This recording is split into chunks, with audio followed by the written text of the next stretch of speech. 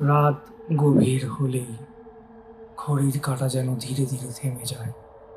চারপাশের নীরবতা যখন হঠাৎ ফিসফিস করে ওঠে, ঠিক তখনই শুরু হয় The Haunted Hour.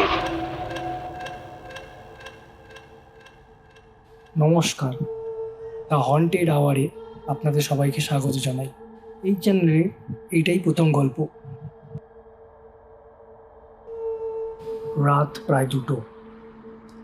ঝাড়খণ্ডের গভীর বনাঞ্চলে কেবল একটা ট্রাক চলছে, ভোলা তিওয়ারির ট্রাক। ভোলা বছর 39-এর এক ট্রাক চালক, যিনি জীবনের অর্ধেকটা কাটিয়েছেন দেশের কোণে কোণে ঘুরে। কিন্তু এমন রাত সে আগে কখনো দেখেনি। রাস্তা ছিল ন্যাশনাল হাইওয়ের বাইরে, নাম বাঁশঘাটি।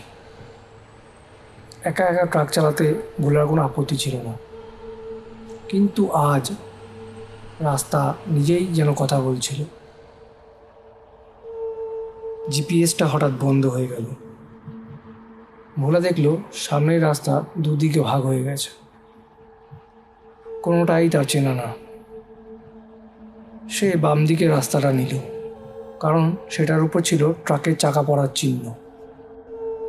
কিছু দূর যেতেই সে বুঝতে পারল রাস্তার রং বদলে গেছে। সাদা নয়, কালো নয়, লাল, রক্তের মতো লাল।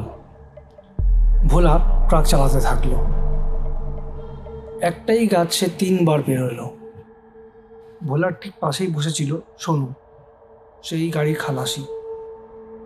সেও এই জিনিসটি লক্ষ্য করলো এবং ভোলাকে বলল, ভাইয়া, এই কাজটা আবার আমরা কি ঘুরে ঘুরে একই জায়গায় ফিরে যাচ্ছি? ভোলা কথা বলবে বলে সোনুর দিকে ফিরে তাকালো। কিন্তু এ কি, সোনু কোথায়? শুধু সিটে একটা ভিজা ছোপ। কোথায় গেল সোনু? ভয়ে ভোলা ব্রেক কষলো, কিন্তু ট্রাক থামছে না, চলেই যাচ্ছে নিজের থেকে। হঠাৎ সে সামনে দেখতে পেল রাস্তার ধারে দাঁড়িয়ে আছে কিছু অবয়ব, ঠিক যেন মানুষের মতো, কিন্তু মানুষ নয়। তাদের শরীর বাঁকানো, হাত লম্বা, চোখ দুটো সাদা আর খালি। হঠাৎ একটা অবয়ব ট্রাকের কাছের সামনে উঠে এলো আর ফিস ফিস করে যেন বলল,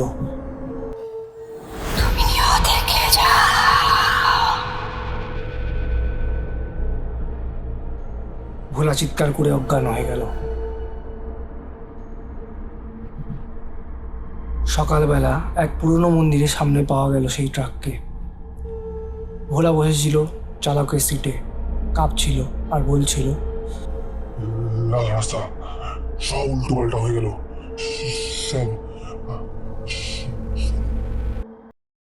সোনুকে আর কোনো দিন খুঁজে পাওয়া যায়।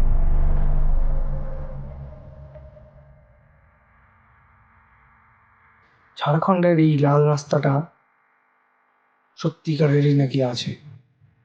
কেউ কেউ বলে সেটা বাস্তব না, শাস্তি। শুধু তারাই সেই রাস্তা দেখে যাদের মনে চাপা আতঙ্ক থাকে। আর একবার সেই রাস্তায় ঢুকে পড়লে কারোর না কারোর থেকে যাওয়াটাই নিশ্চিত।